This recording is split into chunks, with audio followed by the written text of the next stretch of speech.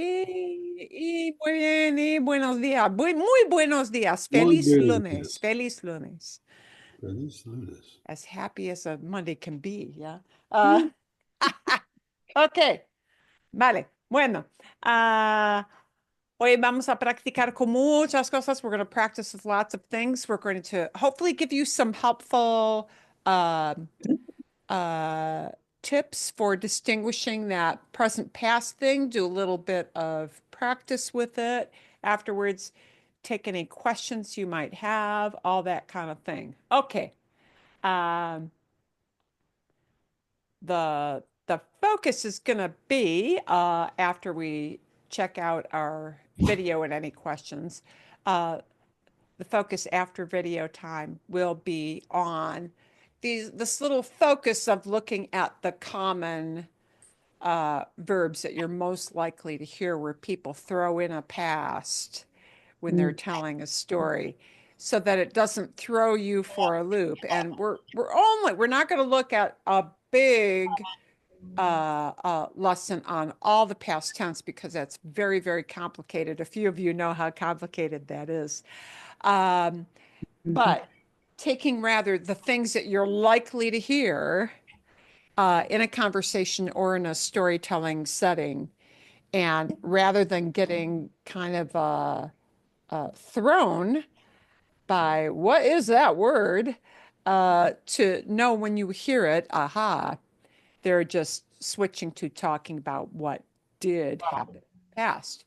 So, okay, vale. Pero, vamos a empezar. We're going to begin with, did you have any questions about our churro video? Our churro, this is sort of cute because it's kind of like, gal's breakfast out. And this is a thing. It's a breakfast thing. And you'll notice they had to rush to get there at a certain time. 1 o'clock is over. Yeah. That's it. That's the witching hour, and then it's done.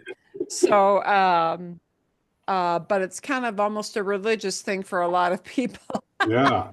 Probably more religious than church. Yeah. Okay. ¿Hay alguna pregunta? Is there any kind of question about any phrase they used? It was fun. Any word combo? Sí, Julie. ¿Qué es la diferencia entre la papa y los otros? La papa? La papa, the two different kinds. I still didn't figure out what they were actually made of. Papa like potato? Papa is not, it's not a pop, it's not a potato base. I think it's like French fries. I think it's either served as French fries or it's served round. Well, a shape, but what's it made out of? Or is it just the shape? Oh, I know what you're talking about. They talked about the dough being, yeah. See, you know what? That threw me a little bit too, now that I think about it. Yeah. There, and I didn't realize there was a different dough. I just think of flour, but yeah, there must be some element of like, riced potato or something in the dough. It's a difference in the dough. But it's not potatoes. That's what I found. In the ingredients, yeah. I don't know if that's true, Marilyn. I don't know. I took it that it's a matter of the normal is a circle. They fry it up in a circle, and otherwise you can get it in a papa frias style, which is like a fried potato. Okay. But so they the shape. About, the shape rather Montse talked about there being different doughs. Yeah, I think they did mean, I think they did refer to a dough being a little bit different. So yeah, there must be something with the ingredient there. But you're right too. You're both right. There's a shape thing. Yeah. There's a shape thing. Some people do the circular and some people do like the straight, like papas fritas. Yeah, like that. Only much longer.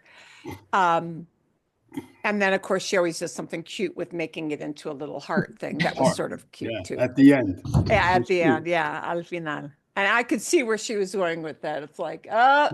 I didn't see where she was going with that until the last 4 photos were there. Yeah. Yeah.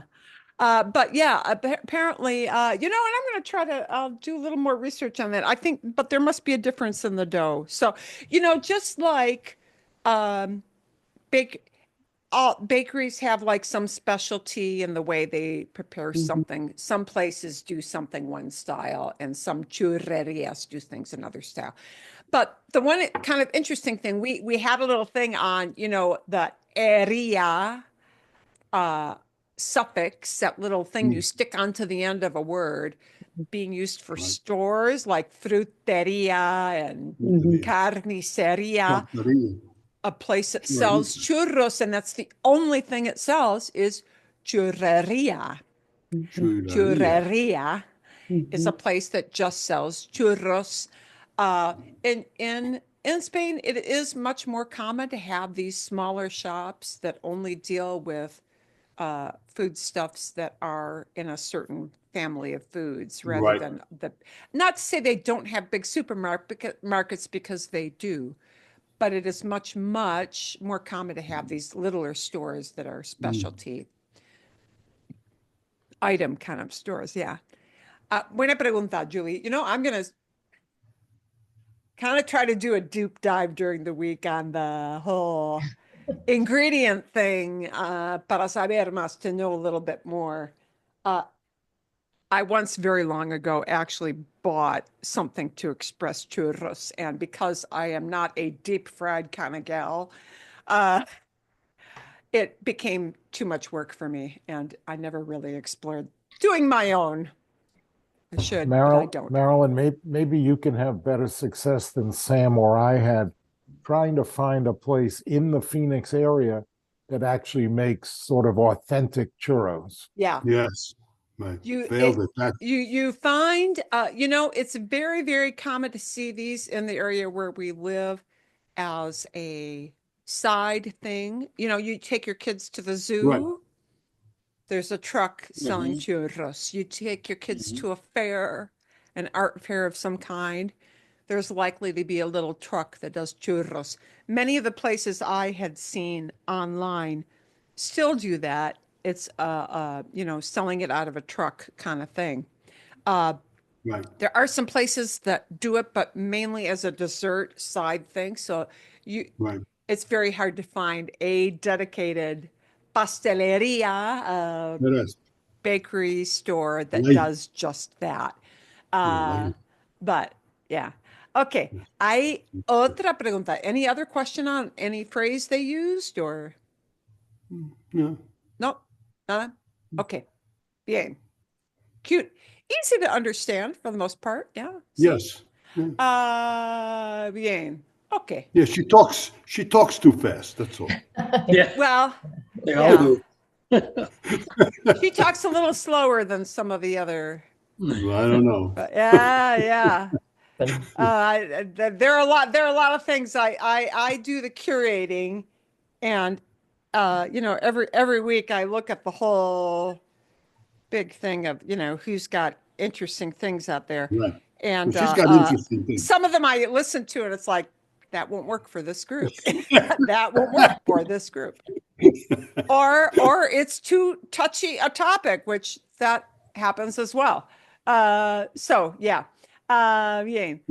Yeah. Let's take a look. I want to take kind of a deeper dive into a little bit of this so that you can anticipate when you hear stories, okay? Not to master it wholly, but to anticipate. And we're not going to get through everything from this file that we opened last week, but frequently used verbs in the past. And so what I want to do today is to actually play some audio of examples so that you can hear the examples of these. And our focus today is still going to be on just these two, but I hope to introduce at least one more. Okay. When people have everyday conversations or when you're listening to storytelling to acquire more vocabulary, uh, people will freely and often flip back and forth between present and past. And we do this in English constantly. So this is to just focus on the most frequently used verbs, not all of them, because that's a great big long multiple lesson issue. But we're going to focus on these two for today. Haber and ser. Haber and ser. Okay. And we told you that if you want to flip from hay, there are, into the past, it's generally había. There is yet a third different form. Now, the reason this whole past tense issue is problematic for English speakers, is that in English we've got, it's either happening or it happened, and we got past, and then it's like, well, that's all she said, and we're done. But in Spanish, you don't. In Spanish, there are two different tenses in the past. And you may say, why would anyone want to torture themselves with that? Well, okay, because. Well, yes, I am not a linguist. I am not a linguist, so I can't give you all of the becauses, but there are two different past tenses and therefore two different sets of conjugations. That's scary, isn't it? One type of past tense is used to emphasize that something really is done, out of here, over with. Yeah. Because certain kinds of actions really are done and over with. Think about it. The kind of action you're talking about in the past might be, it really is like over. Over and done. Like, she yelled at the kids. That's it. pretty much one and done, yeah? Your better half said something to you. Oh, he told me strawberries are on sale. He told me. Said it, and it's pretty much done, right? He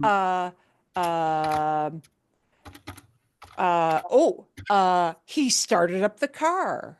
Well, that's pretty much done and over with. Okay, see what I mean? Yeah. So in Spanish, when we have something that's a one-time event and done, or done pretty quickly, or when we put it in the capsule of a certain time element, okay? Like something happened yesterday within that we can easily encapsulate into yesterday. Or when some big event happened, somebody graduated in 2010. It's in the encapsulated in a certain amount of time. Those kind of past tenses take one kind of a past tense. And by the way, in terms of labeling it as a grammar label, it gets this many different labels. People call it different things. Okay, all you need to know is it's something we would refer to as a pretérito, a preterite, and over and done with.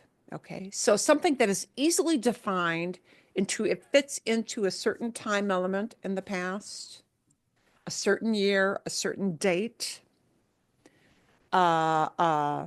something where we're really emphasizing that it is truly done, or, it happens that fast. The nature of that kind of action is easily done and over with.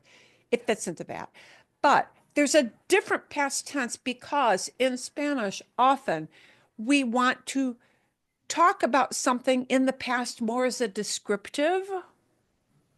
Okay.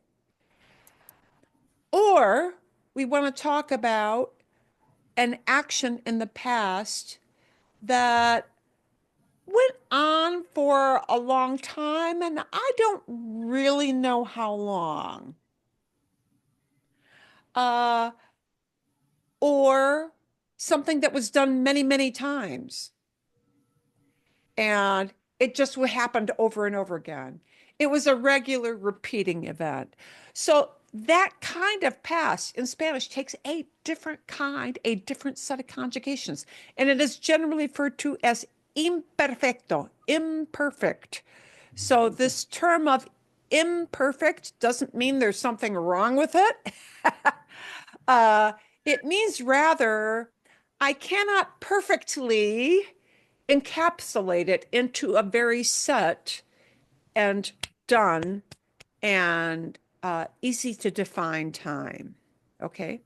So if something is repeated, happened over a long period of time, or descriptive, just plain old descriptive, it falls into that category of what they call in Spanish imperfecto. Okay. I'm also going to give you one other little clue about imperfecto, because it's a sound clue. It's a thing for your ear.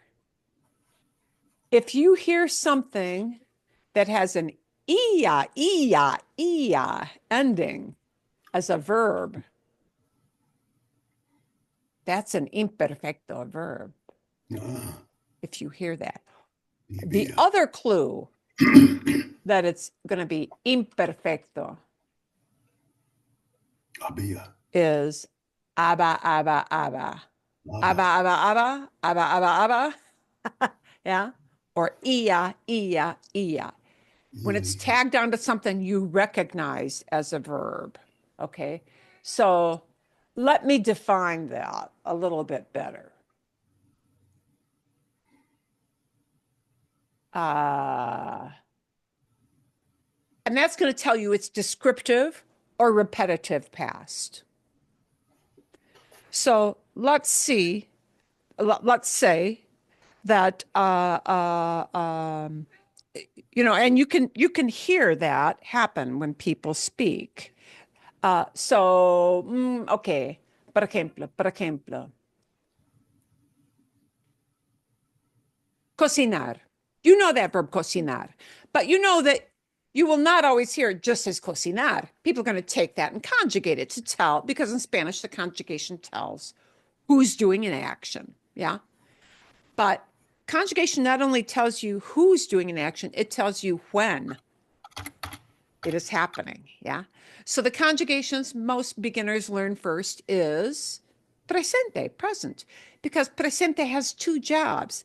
It tells you what really is going on right now, or what generally as a habitual, usual habit, how that is. So, okay, bien. I'm going to try to make this a little bit bigger. Un poquito más grande. Okay. So, cocinar, you're used to listening for things like cocino, right? Cocinas, cocinamos, all of those, right? But if people are using it to talk about what people used to do, like a lot, like grandma used to cook. Right? Because grandma used to cook. Everybody was in the kitchen when grandma used to cook. Yeah. You'll hear that because it's an AR verb. You're going to hear an aba, aba, aba. Naba. Aba, aba, aba. So if you hear instead of cocina, cocinaba, you know they're talking about used to do that action of cocinar. Used to. Aha. Okay. Oh, por ejemplo, or for example, let's take another verb that you might use a lot. Escuchar. Escuchar, to listen to, right? And you think, okay, I'm listening for things like escucho, escucha, right? To talk about what people listen to. But if you hear people using,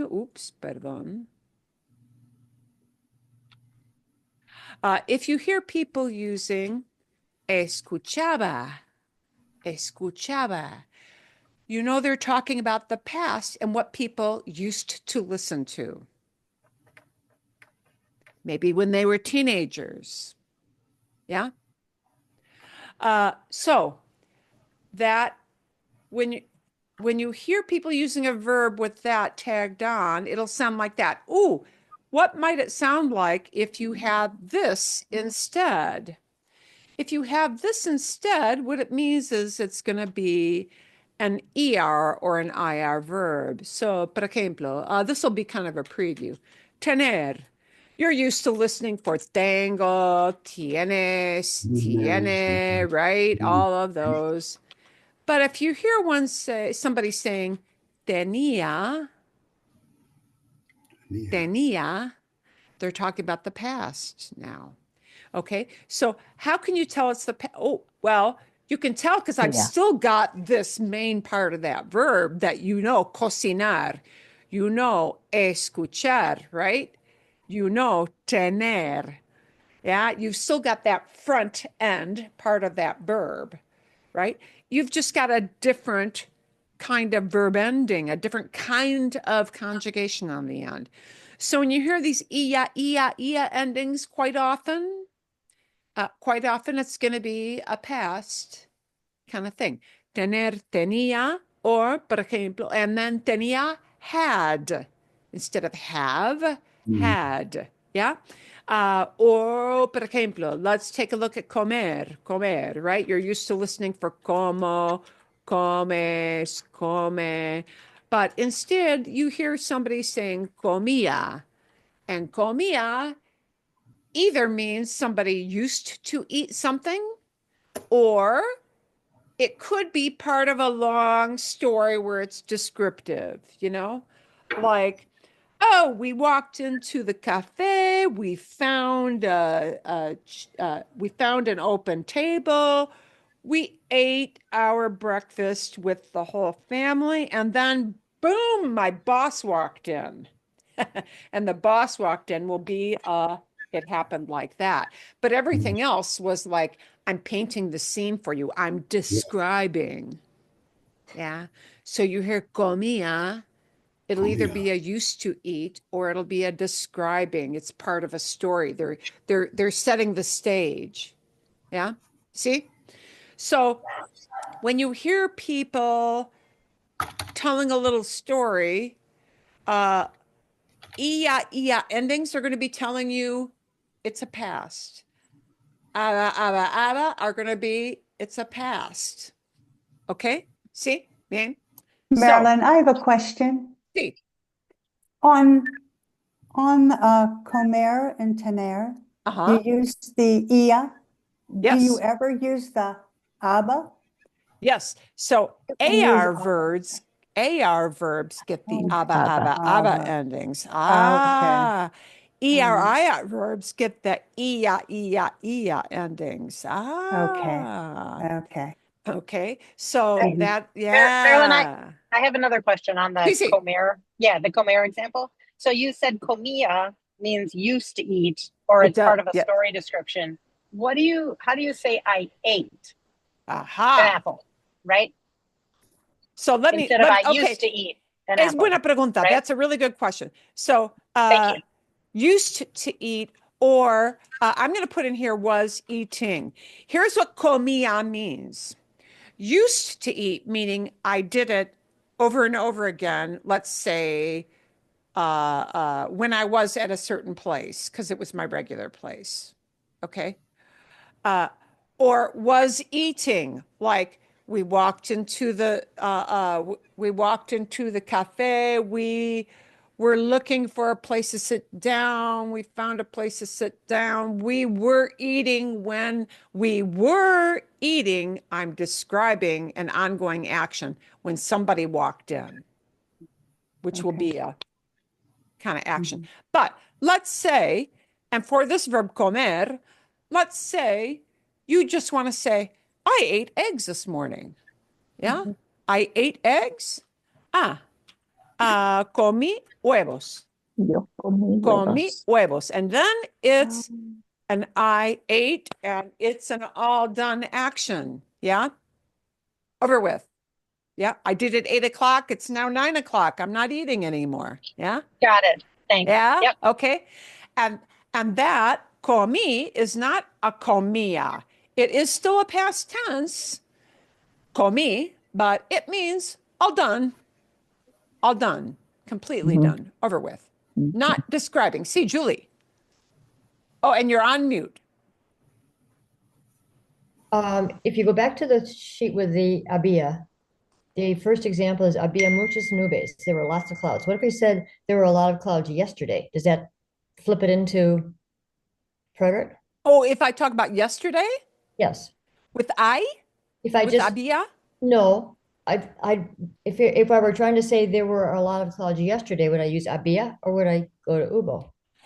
Okay, we're going to look at that. That's what we're going to look at now. Yeah. Okay. So this was just a precursor, but I'm kind of showing you that haber comes from an ER verb, haber. So that's why it gets the ia kind of endings. But anytime this idea of imperfecto happens here, and because it's an ER verb, it gets the había ending. Okay.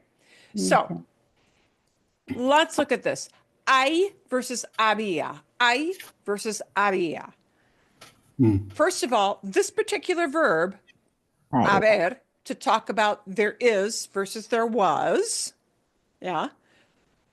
Generally, 90% of the time, when you say there was or there were, it'll most of the time be había, right? Había muchas nubes, there were a lot of clouds. Even if it was yesterday, there were clouds. You're describing something, yeah? Did the clouds happen?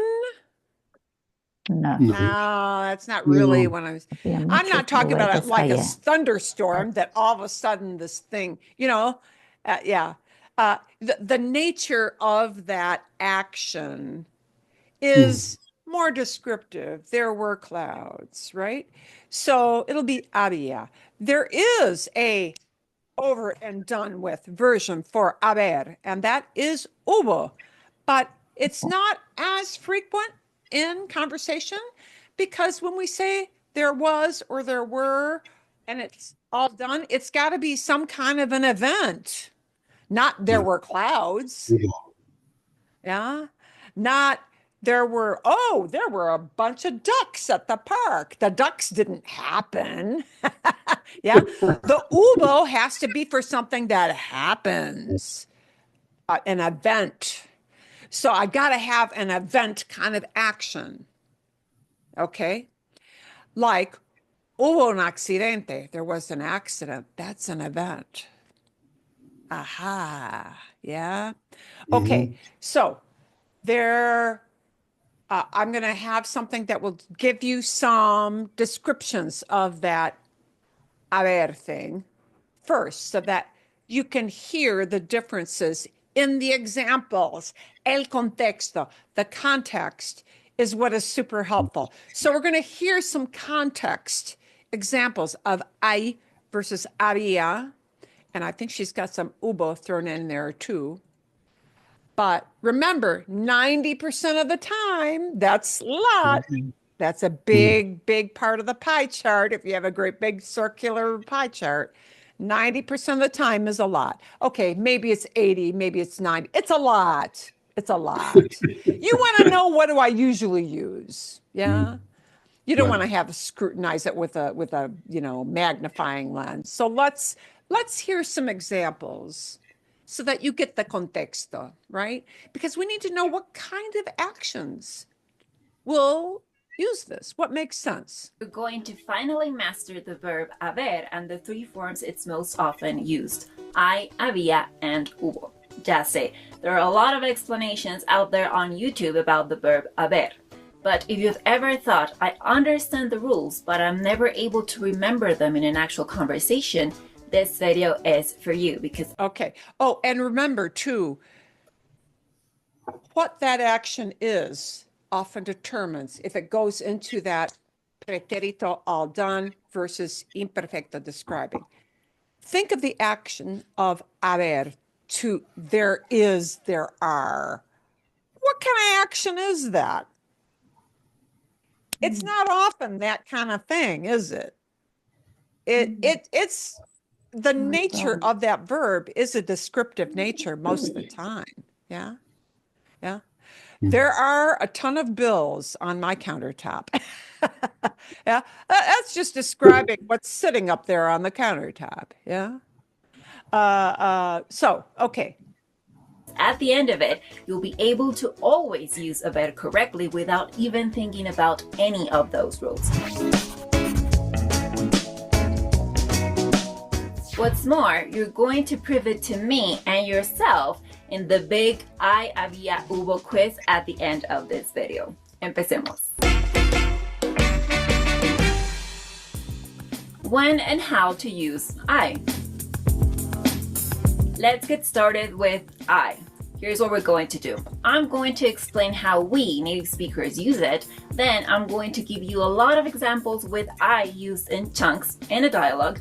And then you're going to learn those chunks by heart so you can use them yourself in a conversation without having to think about my explanation anymore. We're going to do the same thing with había and hubo. This works extremely well and will cover you in 99% of situations. I is basically the equivalent of there is or there are. So regardless of whether the thing you're talking about is in singular or plural, you should always use I. So the important thing to know, you're not going to be using a yo, tú, nosotros, right? Because it talks about existence. It talks about what's out there. Yeah. So this is what it's called. It's in a very small category of verbs that are impersonal. Yeah. There are. We're not injecting a human being like yo, nosotros into this verb. That's why it's only used this one way. So the benefit for you is that it's only used one, just like we only say I, right? You're only going to have one pass. ¿Qué hay de comer? Me parece que hay algo de carne o brócoli. So this is present. There is. And again, we're just talking about what's in the fridge or what's on the counter, what's on the table. Yeah? ¿No hay tacos? No, si quieres carne o brócoli, es lo que hay. Chunk alert. Es lo que hay is a chunk you should learn by heart because native Spanish speakers use it all the time. The literal translation would be, that's what there is, but it actually means there's no other option, deal with it. Rather than translating it word for word, it's easier if you learn it by heart as a whole. Yeah, es lo que hay, it's what's out there. Deal with it. Yeah, es lo que hay, it's what we've got. That's what es lo que hay. Chunk. By the way, if you'd like some help memorizing all the chunks from this lesson, our Inner Circle members get a flashcard deck with all the sentences, chunks, and audio for all the examples in this lesson and all our other lessons. I'd love it if you try it out because it will help you a lot. The link with more info is in the description. When and how to use había. Había is essentially the equivalent of there was or there were. It works the same as I, except we are now talking about the past. ¿Estuvo bonita la boda? Sí, estuvo linda, pero había demasiada gente. Oh, and I want to back that up so that you understand the nature of, this is water cooler talk now, right? Like when you come in and you're talking with your, hey, how was the game? How was the wedding? How was the party? How was the barbecue, right? It's water cooler. People just want to know kind of fast what happened, right? And then they get back to their cubicle to do what they're going to do. Okay. So somebody asked, how was it? It was a nice wedding. Estuvo lindo. It's a past, just know. But here's what we're focusing on, what we see in gold. Pero había demasiada gente. There were too many people. Did people happen? No. Is that descriptive? Yes. Is it descriptive in the past? Yes. It paints a picture, right? It takes a snapshot of what somebody would have seen if they had walked in on that wedding. It's descriptive. So that's why we have not I, because the wedding isn't going on anymore, but había. Había demasiada gente. There were too many people. It was too crowded. Demasiada gente. Okay. ¿En serio? ¿Cuánta gente había? How many people were there? Right? again, we're not really talking about people were not, and they did not happen, but you're painting the picture of what the crowd looked like. Big, little, what was it like? Yeah. Se me hace que había unas 500 personas. There were like 500 people. Okay. You're painting a picture of how many people were in the crowd. Había, there were. Había. And we don't make a plural. We don't make a we. We don't make a yo. It's just había. Un montón. Oye, ¿y qué había de comer? And what was to eat? What was out there to eat? Again, the food is not an event, is it? No. We're trying to describe what the banquet table maybe looked like, yeah? Or your sit-down dinner, what the tables looked like. Había hígado encebollado. Horrible. Liver and onion. Who would do that at a wedding? Wow. I don't know. Don't want a very nice gift, do they? Okay. Había hígado encebollado. Wow. Liver and onions. But había, you're talking about what was on the plate. It's descriptive. So había is descriptive. Unlike English, where one should say, there was a dog or there were many dogs, in Spanish, you always use the same word. Hay, había, or hubo. Chunk alert. Se me hace is another chunk you should learn by heart. If translated word for word, it would be something like it makes me, which makes no sense. What this chunk actually means is I think, I'm guessing, I'm assuming. Again, learn it by heart as a whole, and not only will you always use it correctly, but you will also sound like a true native speaker. When and how to use hubo. Now we're going to look at the over and done, which is a much smaller slice. So I'm just going to let her talk about the whole thing, but I want you to notice when she uses hubo, it's going to be confined into talking about something that actually did happen as an event versus a description of what was out there. Okay. Hubo can also be the equivalent of there was or there were. The difference is that había is sort of used to set the scene about something that happened in the past, while hubo is used to talk about specific events in the past that have already ended. So, for example, hubo una boda. That's an event in the past that is already over. And if I add, at that wedding había mucha gente, I'm setting the scene. I'm describing the background for that wedding. Here are some more examples. Oye, ¿salieron anoche? Íbamos a salir, pero hubo un choque y mi novio ya no pudo venir por mí. So there was a car wreck. A car wreck is an event. Yeah, it happened. Yeah, it was an event, an actual event, versus there were people, or there was liver. Yeah, liver is not an event. Turkey is not an event. A crash, that's an event. Yeah. Oh, qué mal. Oye, ¿y qué tal estuvo la fiesta que hubo el otro día? ¿Hubo fiesta? There was a party. A party is actually an event. Yeah, it's an event. ¿Cuándo? Sí, el viernes. ¿No te enteraste? No, ni cuenta de que hubo pachanga ese día. Before we move on to the quiz, here's another chunk you should learn by heart. Ni cuenta de qué. This is something native speakers use very frequently. The literal translation would be no account that.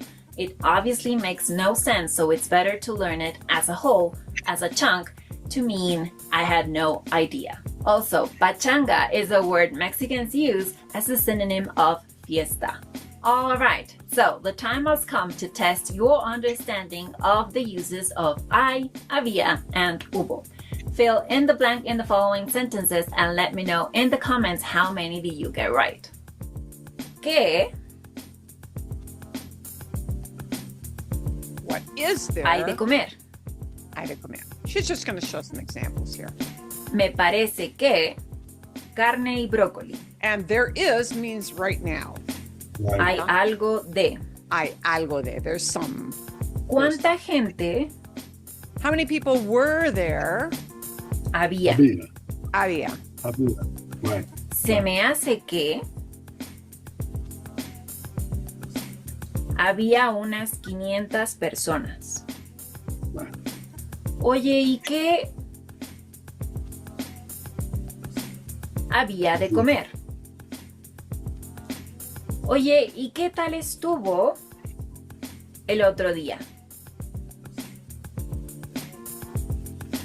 La fiesta que hubo. And notice so there's a limited number of things we use with hubo, right? Party, barbecue, maybe, right? Meetings are events. Weddings are events. It has to be something that's happening, right? But a description of what you see, like how many people or what kind of food, those aren't events. Right. So this hubo is going to be very encapsulated. And I don't even have practice for you on hubo because Fiesta. we so seldom need it. Hubo. Pachanga ese día. Pachanga is the same thing as fiesta. It's an event. Ni cuenta de que hubo. Haber is a really important irregular verb. There are many more irregular verbs in Spanish that you might think are difficult to remember or conjugate. But as you have seen today, everything gets easier when you learn it through chunks. Okay, so I'm going to leave that there, and I will include that in your notes for class. So that is, so the takeaway is, now that you've heard the examples, the takeaway is most of the time you're going to hear people naturally moving between I and había, I and había. And if they're using había, it just puts it in the past. You're not going to need hubo very much. So don't focus on that. Focus on this one, había, because most of the time that's what we need. Okay, vale. Bueno, we're going to shift gears and see if you can put that into practice. Boom, boom, boom, boom.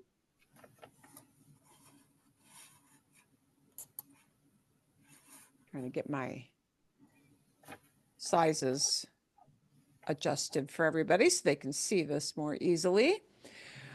We're going to, our purpose here is going to be to get you used to flipping between I and había, I and había. First slide is just either I or había. And we're moving from I into había, okay? We want you to get used to making it a past kind of sentence. Hay muchos niños en el parque. Are kids an event? No. You're talking about what you saw someplace. Right. Instead of hay muchos niños en el parque, we're going to make it a past. It becomes there were kids at the park. There were a lot of kids. ¿Cómo se dice there were? Había. Había. Había. Había muchos niños en el parque. And, you know, just think of it that you're just giving a visual, but instead of right now, maybe yesterday or last week or whenever. Mm-hmm. See? Okay. Había. It's just a description of what you saw. Okay. Hay fruta fresca en la nevera. There is fresh fruit in the fridge. Como se dice there was? Había fruta fresca en la nevera. Había, exacto. Había fruta fresca en la nevera. En el refrigerador, whichever word you use for refrigerador, nevera, refrigerador. Okay. But notice, niños, plural, uses había, and fruta, singular, uses había. Yeah, I don't have to think about singular or plural there. It's always había, había. And by the way, that that is a thing that sometimes native speakers slip up and use wrong. Yeah. Once in a while, not very often, but once in a while, you'll hear somebody make a boo-boo and oops with that. But okay. Hay nubes hoy. Are there clouds today? And of course, we're going to maybe change that to a past word instead of hoy. We're going to use the ayer idea, right? So we're describing yesterday. ¿Cómo se dice? Were there clouds? Yeah, nubes. Ayer. Yes, ayer. Yeah. Instead of hay, we want Había. había. Había nubes.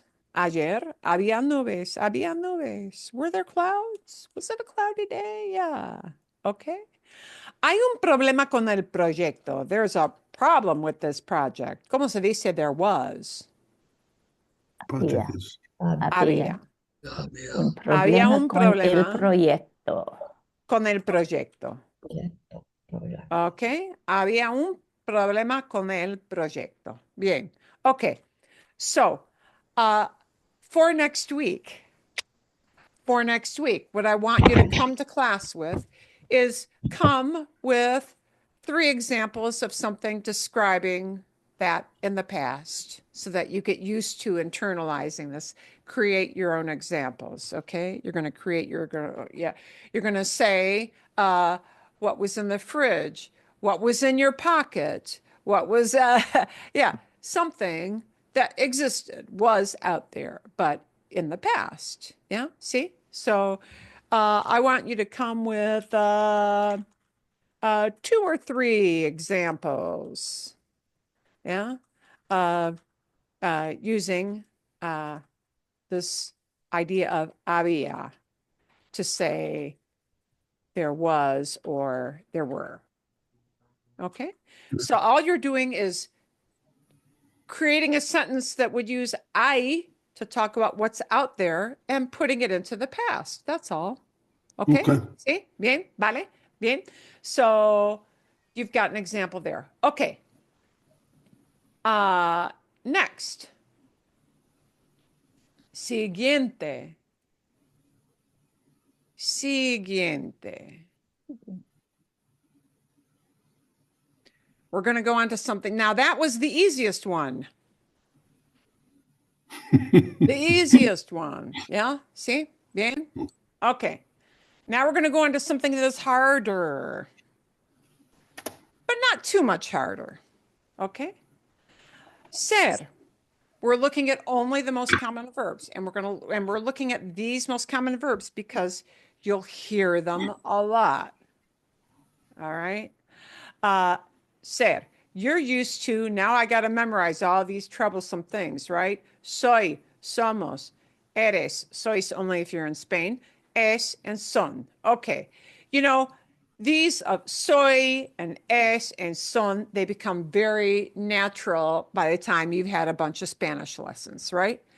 But sometimes instead of saying I am or he is or she is, we want to say I was or he was or she was.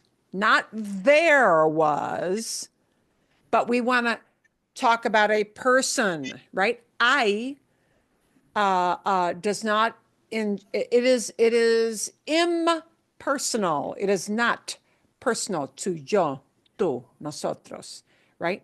So when we want to say I was or you were or he was or she was or it was, we talk about objects, yeah?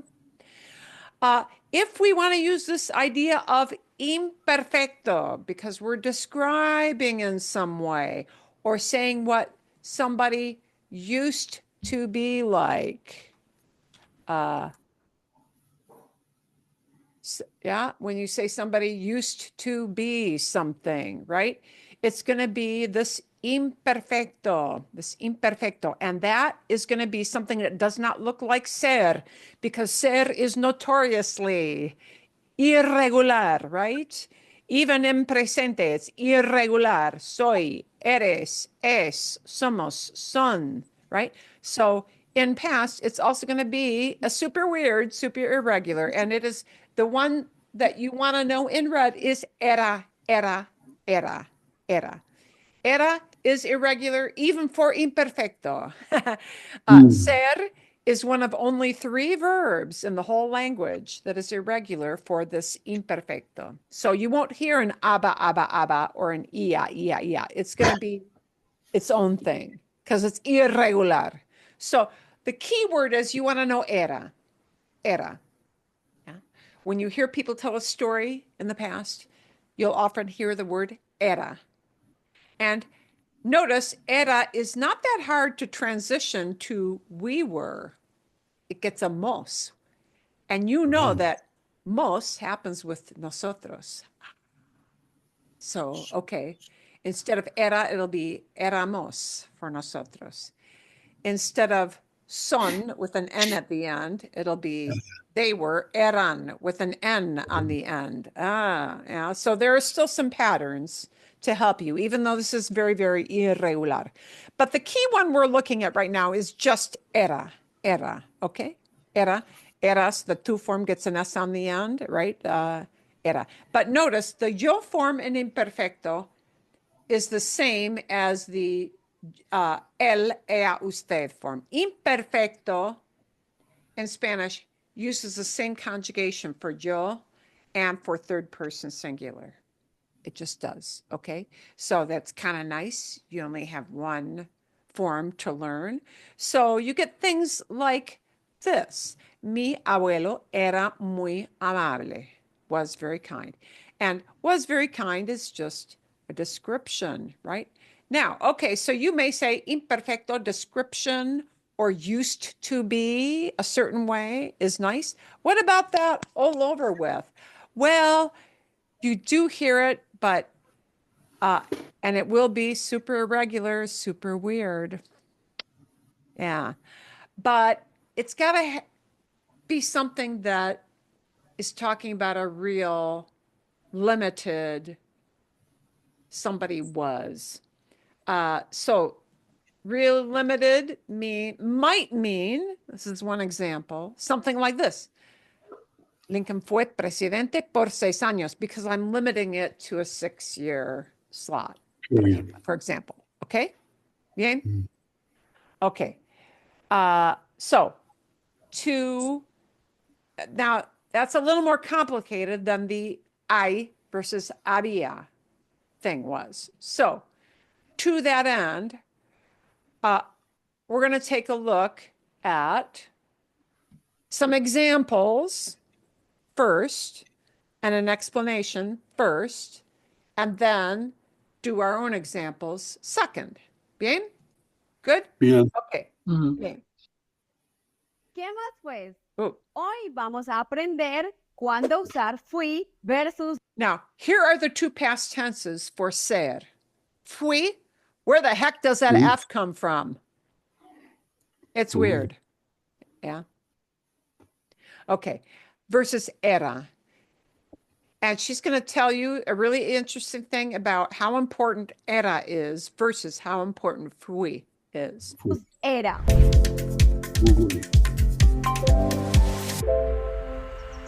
Cuando empiezas a estudiar español y descubres el verbo to be, ser versus estar, piensas que eso es lo peor, como no, porque tengo que aprender eso.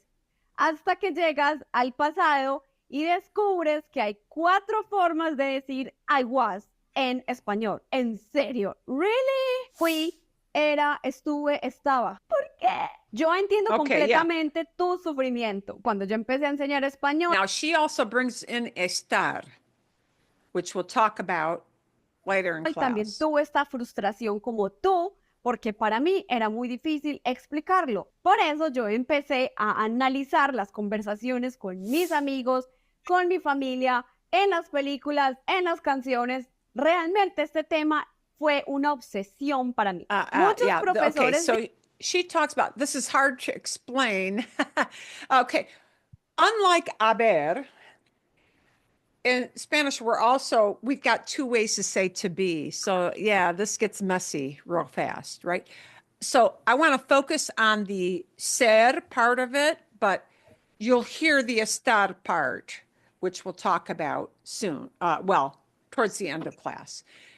We also have the complicated thing of you've got estar. Dicen que el pretérito indefinido, o sea, el fui, fuiste, fue, fueron, fuimos, lo vamos a usar para... So here is that over and done form for ser, which doesn't look like S-E-R at all. They all start with an F. Yeah, that's weird. Okay, now I'm going to tell you another little dirty secret. Just because, let's make it really hard, yeah? You actually will hear fui, fuiste, fue, fueron, fuimos a lot, but it won't be talking about ser because these things you see up here, they are ir, in, over and done with. Spanish, oddly, uses these conjugations you see for both ser and ir, both. Why? I can't tell you because I'm not a linguist, but they do. These things you see in purple, you will hear them more talking about the verb ir. Okay? How common is it for you to say, I went to the store? I went to my friend's house. We went to Sedona. Yeah? Very common. Yeah, we use that all the time. So all the time, associate this fui, fuiste, fue with ir because we use went all the time. And this oddball verb is a conjugation both for the verb ser, but not real common for ser in convo.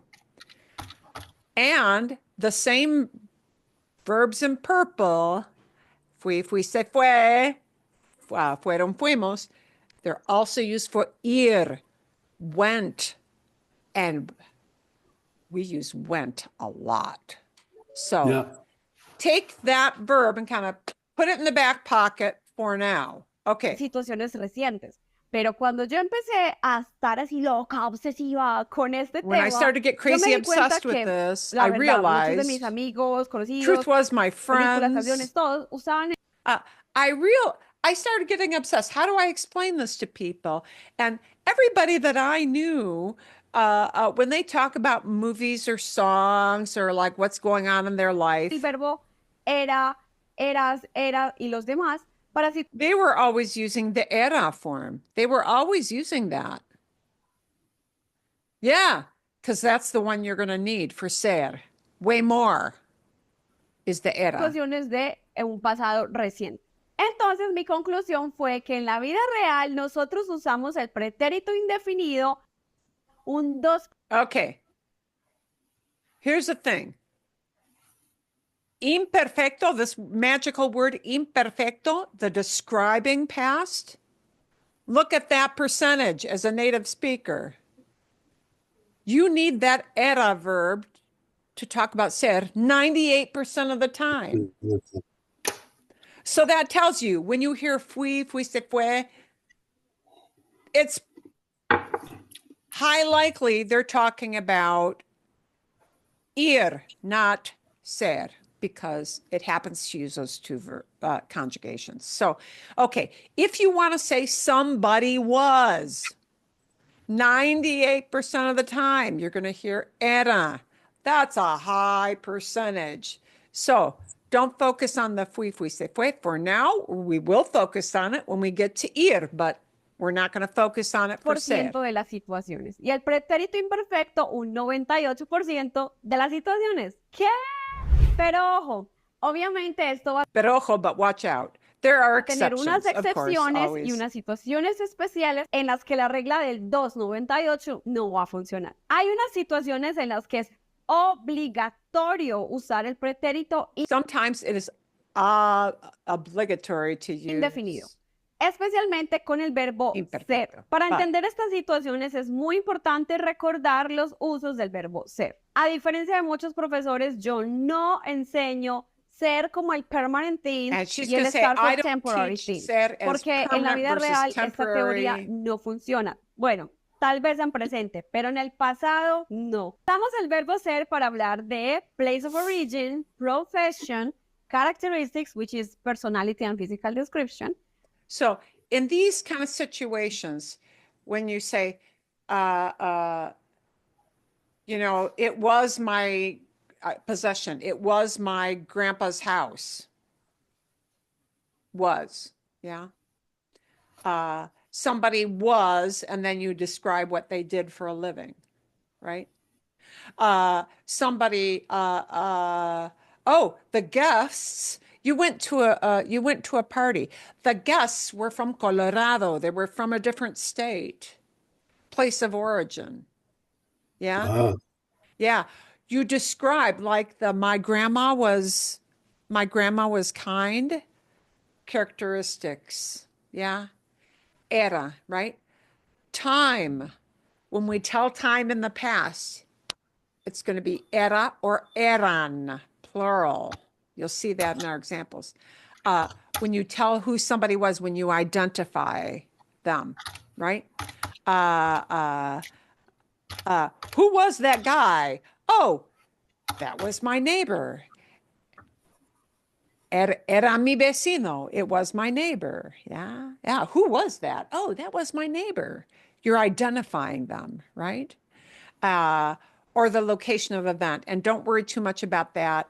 Usually for locations, we use estar most of the time, but a location of event is ser, in fact. So we won't focus on that too much today. Possession, identify, time, and location of event. Con las all these will become era, yeah?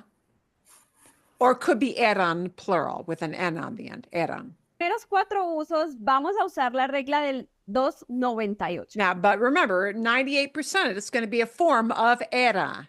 Pero con los últimos 3, identify, time, location of an event, tenemos unas situaciones especiales. Identify, tienes que usar el pretérito indefinido cuando hablas de identificar a guilty one, a responsible one. Esto es, por ejemplo, cuando tú dices, yo no fui, como Shaggy. It wasn't me. Yo no fui. También. Yeah, it wasn't me. Okay, don't worry too much about that. We'll let that go. Lo usamos cuando we identify the first, last, or unique person. Por ejemplo, Neil Armstrong fue el primer hombre que pisó la luna. Time. And that is the preterite.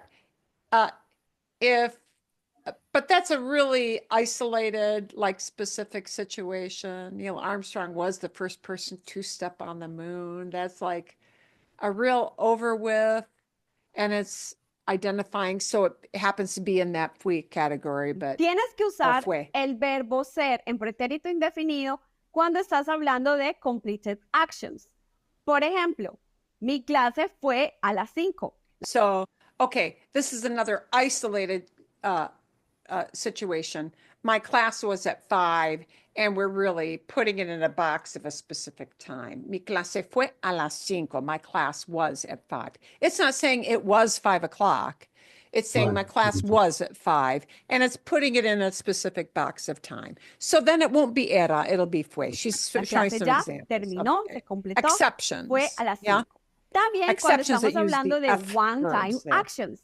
Por ejemplo, mi graduación fue en el 2004. So if your graduation was in 2004, it's only a specific time. And that is the isolated situation where that verb starting with an F, the pretérito over and done, will be appropriate because 2005, it's very appropriate. Yeah. It's a one-time event. 4. Y el último uso es location of an event. Tienes que usar el verbo ser en pretérito indefinido cuando hablas de completed actions. So, por ejemplo, la fiesta. So here's another isolated situation where you'll use the ones that start with an F, right? La fiesta fue en la discoteca. The party took place at this venue. Yeah, discoteca. So, okay. Esta fue en la discoteca. O el accidente fue en la avenida. También tienes que usarlo cuando hablas de first, last, or unique event. Por ejemplo, mis últimas vacaciones fueron en Europa. Y eso es todo, muy simple, ¿no? Okay, but most of the time, it's going to be an era situation to describe. So let's look at some examples. Ba, ba, ba, ba, ba. Oop.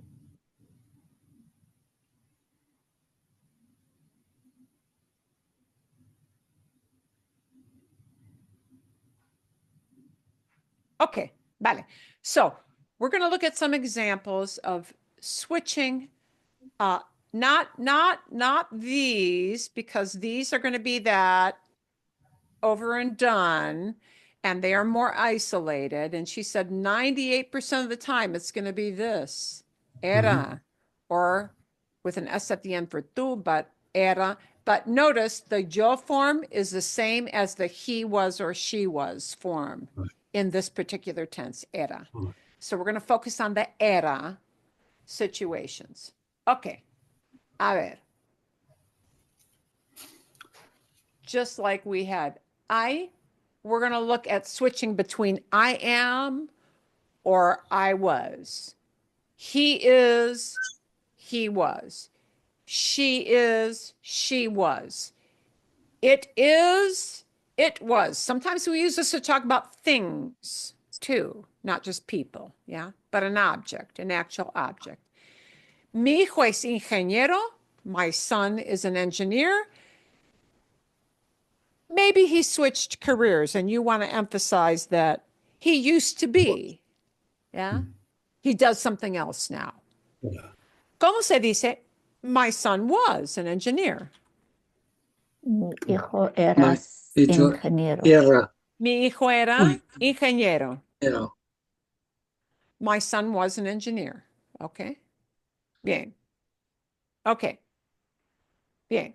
And this isn't really emphasizing like, what maybe he's in a managerial situation now, whatever, lo que sea, whatever it might be, but era. He used to be. And this kind of fills in that idea of used to be or was. Okay?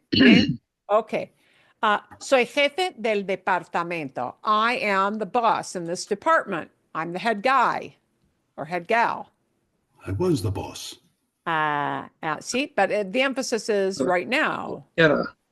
Era. And for this one, you may want to use yo era if there is no context given, because era serves for both. Most of the time you don't need to use yo or or él or ella, but in this case, because era slots in for two different people, sometimes people will use the pronoun to be specific. Yo era jefe del departamento. Okay, bien, vale. Maybe you want to talk about telling time.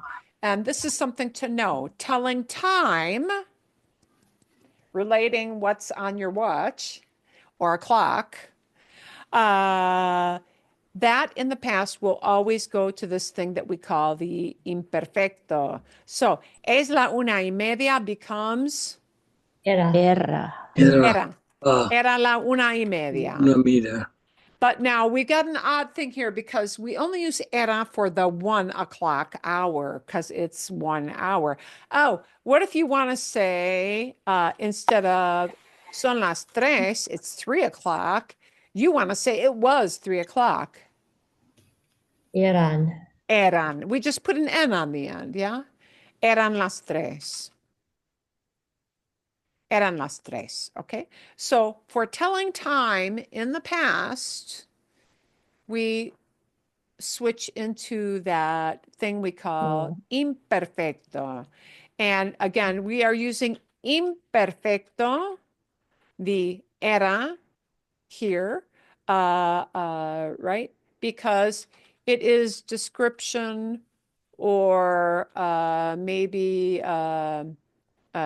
used to be, right? It's one of those. Okay. Vale, bien. Sometimes we use this too to talk about objects. So, esta herramienta, this tool, you're building something, you're fixing something, right? Esta herramienta es útil. This is useful. Instead, you want to say it was useful. That's a description, right? Right. Era. Esta herramienta era útil. Right. Was used. Era útil. Era. Es, era. Es, era. Soy, era. Soy, era. Right? If you're flipping back and forth between time periods, that's what you're going to have. Okay. Vale. Bien? So, I want you next week to come with 2 or 3 examples of flipping between either soy and era to talk about yourself, or es versus era, okay? It is versus it was, okay? So, bien, some kind of a description in all likelihood. Bien? See? Okay, see? Bien? So like 98%, she said 98% of the time, we want to say was, it'll be this. And she gave you a bunch of examples of when it isn't era, when it is fue. But don't worry about those. Those are not ones that you need for common verb kind of thing. Bien. Okay? Vale.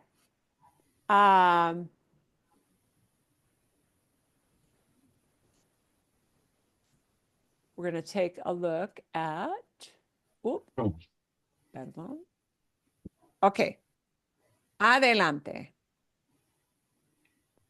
We're looking at what's coming. We've done I había. We've done soy, era, right?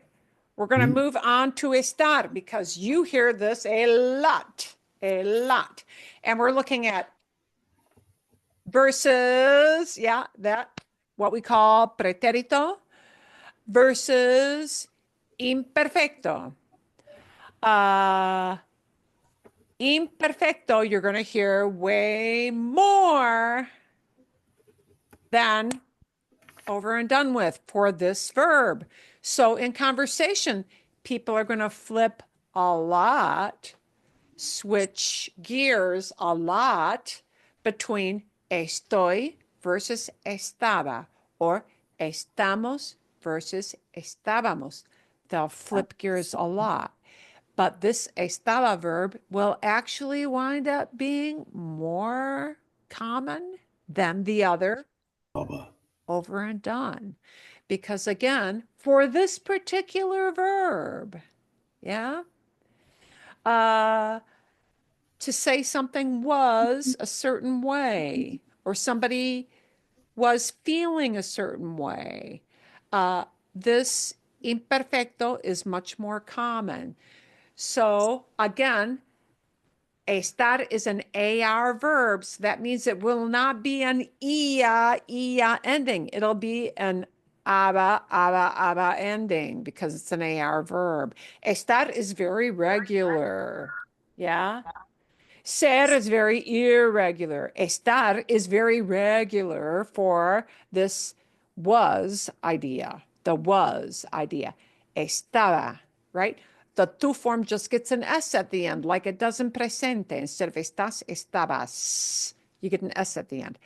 Estaba. Notice, yo and el a usted, first person and third person, use the same conjugation. So yay. That's nice and convenient, right? The most things comes back for the we form, estábamos and estaban. We just put an N on the end to make it plural, right? So whenever we use descriptions or we talk about something was in a certain location, it's going to be this verb. Estar is used for locations or descriptions. And again, yeah, descriptions in the past will use imperfecto. Just so that, so estábamos en la oficina, we were in the office. If you're just talking about a description is fine. But take a look. There is an over and done with for estar, and it serves a purpose if you truly mean that something is over and done with, right?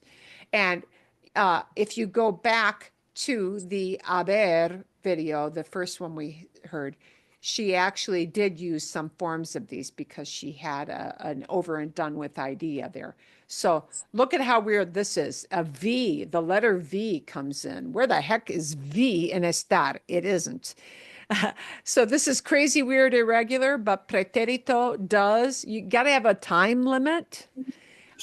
It is less frequent, but you will hear it. Yeah. So just so you know what they are, that's where they are. That's what they sound like. Estuve, estuviste, estuvo, estuvimos, estuvieron. So if you really need an over and done with for estar, that's where it is. Okay, bien. We're also going to take a look at tener. We're going to preview what you hear with tener. Because again, we're focusing on what are the most common verbs, and ser, estar, haber, tener are biggies. We use these all the time. So we're going to take a look at what you need to know about tener, or what you will hear for tener in the past. And again, this idea of imperfecto, as a description, you're going to hear tener much more often in this particular tense. And tener is an ER verb, so it won't have aba endings. It'll have ia endings, right? Tener. So it will sound like this. Instead of tengo, it'll be tenía, right? Instead of tienes, it'll be tenías.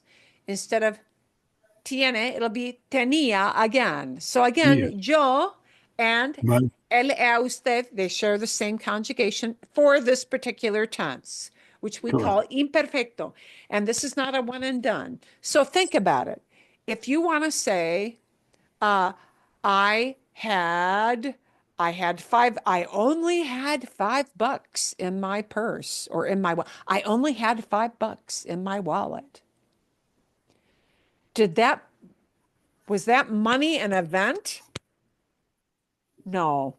Am I describing what was my, do you know when that $5 made it into your wallet and when it was done being in your, no, it just, yeah, I had that.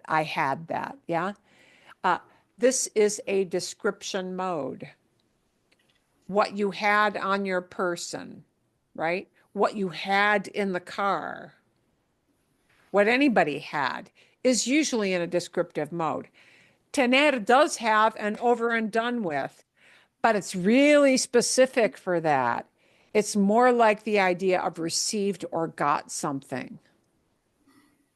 Okay, so it has a very irregular form for the over and done with, tener, but you won't hear it as often as you hear this. So we're going to focus on what you hear more often in an everyday Joe Schmo, Tom, Dick, and Harry kind of general conversation. It'll be this descriptive mode of tener, tenía, tenías, right? So we're going to preview, we previewed these two. We want to just focus on these two, estar and tener. Estar and tener, yeah? I won't ask you to bring any examples yet. You're bringing the examples with these, yeah? Ver. These that we had, right? Bien, okay, vale. So you'll notice we're talking about the verbs that are most common. These are the verbs that you tend to learn very early when you learn Spanish because they're super common verbs.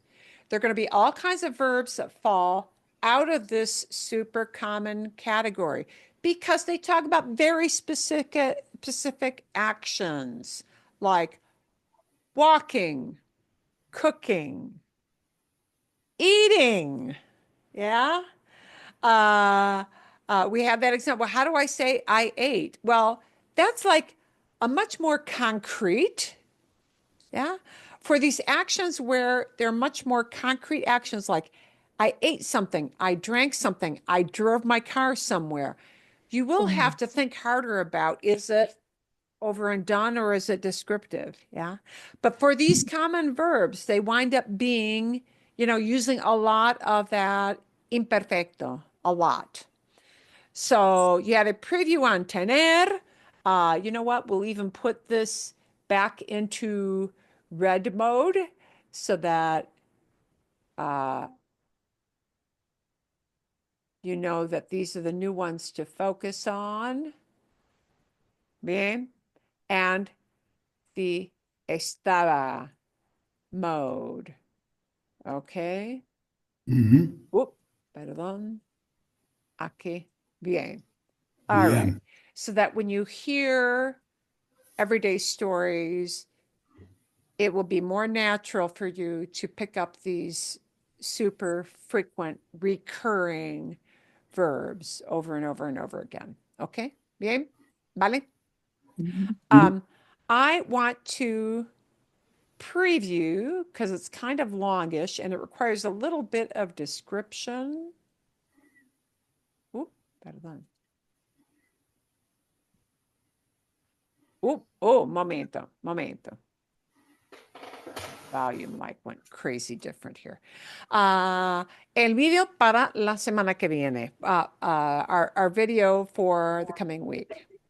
This is about kind of an event. Ooh, and notice she's got an eye. She's got an eye. This is an event, but it's kind of an unusual, and it's a spring event. Yeah, and that's why we've got it for your listening video. She's going to talk about something, but you're going to hear some terms, and that's why I want to preview, because the terms are odd, and if you look it up, you may not get a good definition, so I want to define what it is. This is a spring event, and it happens in the southern part of Spain. There tends to be more of a religious element in the southern part of Spain. So this, to those who do not grow up with a Catholic background, may sound kind of odd. It kind of is. Yeah. But remember that in the Catholic tradition, the position of Jesus as a main figure in the religion and his mother. Yeah, so we hear about, Mary and Jesus at Christmas time. You hear about that.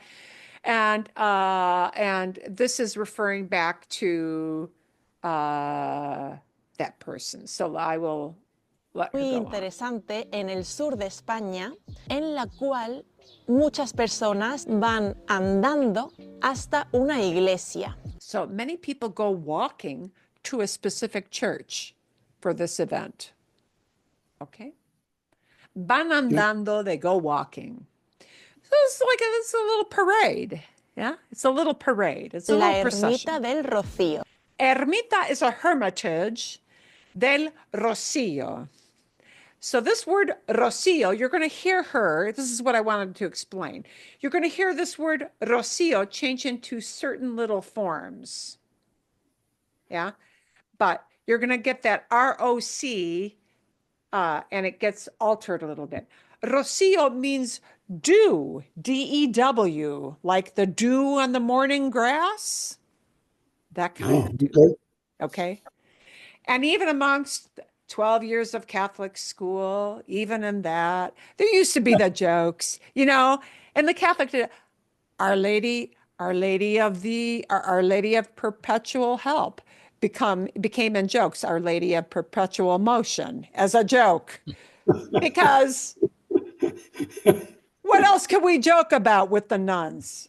You got to find something to laugh about. Okay. But Our Lady is often like, she is Our Lady of a certain event, or Our Lady of a certain, she appeared to somebody. Yeah. And this happens. Our Lady of the Dew. This is a hermitage. Ermita del Rocío. It's a hermitage, meaning like there are monks and people who pray a lot in this little religious building.